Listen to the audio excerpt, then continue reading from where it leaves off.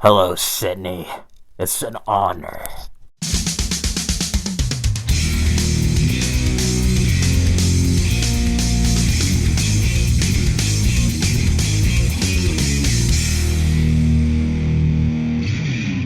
Hello everyone, I finally got a chance to see Scream, aka Scream 5 from this year, and I must say, I was kind of anxious and cautiously optimistic when going into this picture. Wes Craven is a filmmaker that heavily influenced me, and I'm just a huge fan of his. I was sad when he passed away, and there really hasn't been another Wes Craven. There never will be. And the first four Scream films were so fantastic, so to have a Scream film without Wes Craven and without Kevin Williamson, the writer, this is probably the best it could be without them. You know, this is probably the best a Scream film could be without Wes Craven. And in many ways, if the first film was a meta horror film, Scream 2 was a meta film about sequels, 3 a trilogy, 4 remakes and reboots, this is a meta commentary on the requel genre. Films like Halloween 2018, Star Wars The Force Awakens, Terminator Dark Fate. This makes fun of everything and it's self-aware. Even for a fifth entry, it's self-aware of its own existence. It continues the story when there really is no need to continue it. And I love that. It makes it a very savvy, clever film. And the directors of this film did Ready or Not, one of my favorite films of 2019. They do amazing here. Wes Craven would be proud. In many ways, it felt a little bit like Wes Craven vicariously through this movie kind of had his presence felt here, you know? Now, is it done to the style of Wes Craven? Not entirely. In many ways, this is a retread of Scream 1996, but you know, that's kind of the whole point of a requel. But it also talks about the whole new term of elevated horror like the Babadook and stuff like the A24 films. We have a new set of characters that are introduced that are still tied to some of the legacy characters, as well as the legacy characters returning, such as Neve Campbell, Sidney Prescott, Courtney Cox as Gail Weathers, and David Arquette as Dewey. Deputy Hicks is now the sheriff. A lot has changed in the past decade in Woodsboro, but I like what they did here, and before I continue, this will contain spoilers, so yeah.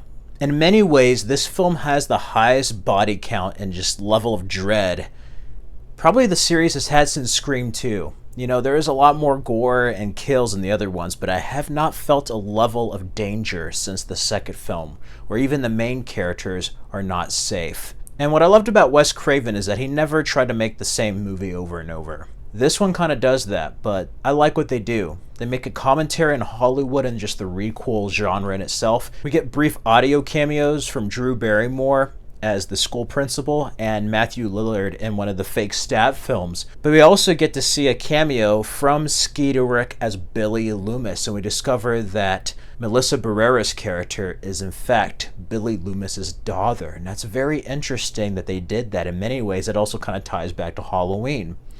So joining the legacy cast, as I mentioned, we have Melissa Barrera as Sam Carpenter. I love what they did there. Jenna Ortega plays her sister Tara Carpenter, but then we also have Jack Quaid as Richie Kirsch and Mikey Madison as Amber Freeman, as well as Dylan Minnette, Mason Gooding, Jasmine Savoy Brown, Sonia Amar, and we get a brief appearance from Kyle Gallner, who you may recognize from another Wes Craven film and remake.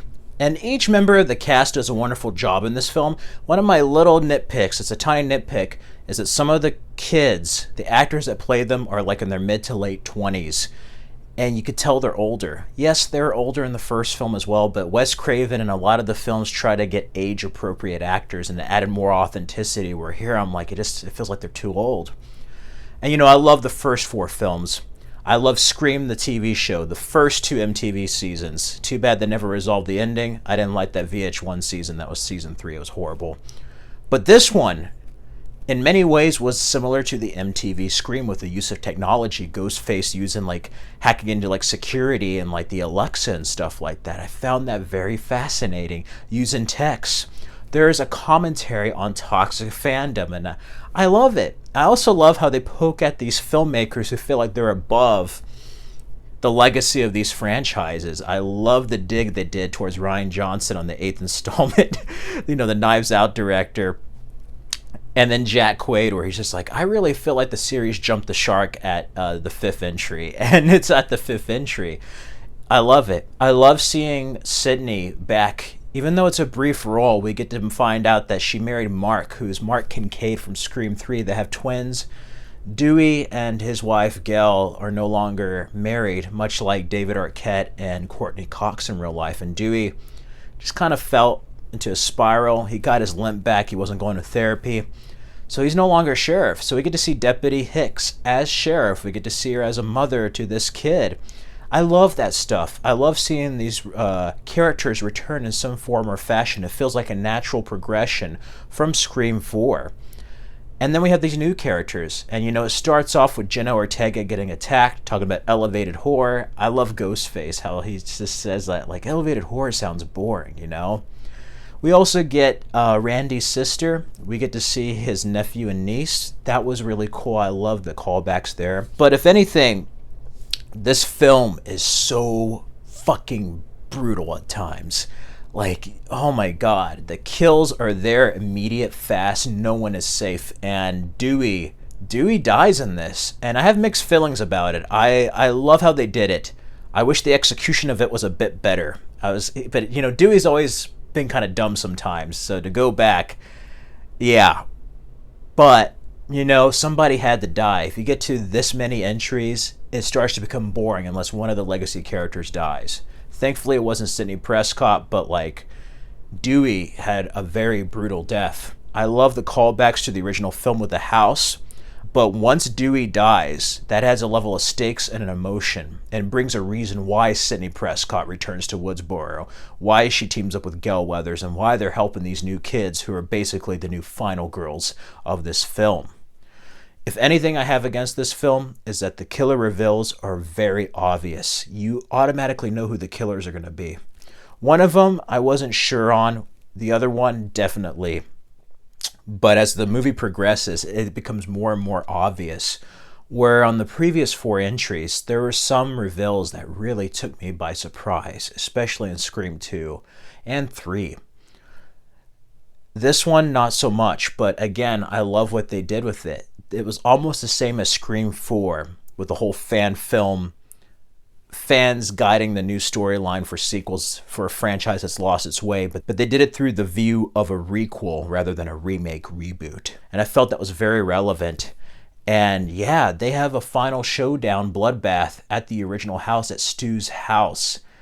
And that was just amazing. That whole final confrontation, and even though you didn't know who the killer was, there's certain moments that just take you by surprise. And I love Melissa Barrera and Neve Campbell. They're just badass as the final girls. Gail gets some redemption for Dewey's death, but I just love it where she's talking about it's time for you to give up. The torch belongs to me now. And then with Amber's character getting burned, I love Sydney with that cold line of enjoy that torch, and she's getting burned alive. I mean, that is just pure badass there. And Sydney's I'm bored. She has had enough of this. She's way over this. But then Melissa Barrera's character of Sam, she starts seeing her father Billy Loomis in her head. She kind of goes crazy at times. I love how the DH Skeet Ulrich, he almost looks identically the same from the previous film he was in. And it's a very interesting avenue that they could take in a Halloween 4 kind of way, Halloween 4 or 5 kind of way if they want to. You could have Gail return. You could have Sydney return. I think you could bring Gail, but really this is the new blood, and you don't need the legacy characters back. The next film, how it's going to be, is going to really affect this one. In many ways, it is the Force Awakens of the Scream films, but that's not a bad thing. It's supposed to be. It knows what it is, and it did stuff on purpose. And it's very clever that way. And yeah, this film is dedicated to Wes Craven, and there's a lot of Easter eggs to his films, to him as an individual. And like I said earlier, a film without Wes Craven, a Scream film, this is the best that it could possibly be. And I think it definitely makes the final cut. It has twists, it has turns, references to Psycho, former horror films, former Scream films. But it also has a very quick pace. And it is a different type of horror. Ghostface is probably the most relentless he's been in a long time.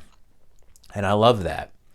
You have different killers, but like this one really gave me some dread with Dewey and like all the people dying, like Sheriff Hicks getting killed brutally. Her son, like, I haven't felt that way since Randy was killed in that van in Scream 2. Like, it literally has the dread of Scream 2, and that's great that these directors brought it back. While still killing off legacy characters, it also still remained faithful and respectful to what came before. And that is what separates this not only as a horror film, but as a film in our recent Requel culture.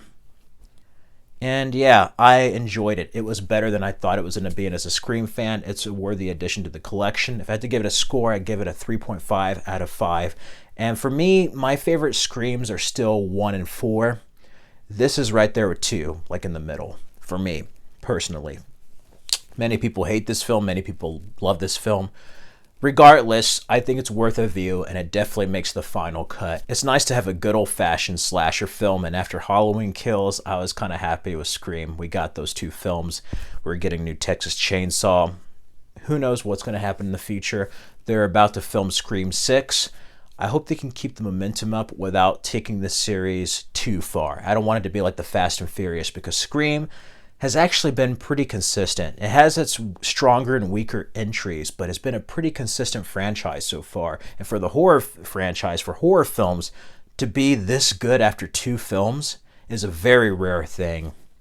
And that's a testament to not only Wes Craven, but these actors, and now these directors taking the helm and pushing Wes Craven and Kevin Williamson's legacy forward into a new era. Anyway, those are my thoughts on Scream 5. Let me know your thoughts down below. I would love to hear them. In the meantime, you can subscribe, check out the Final Cut playlist for more horror movie retrospectives, and these videos for more content. Till next time, everyone, it's been an honor.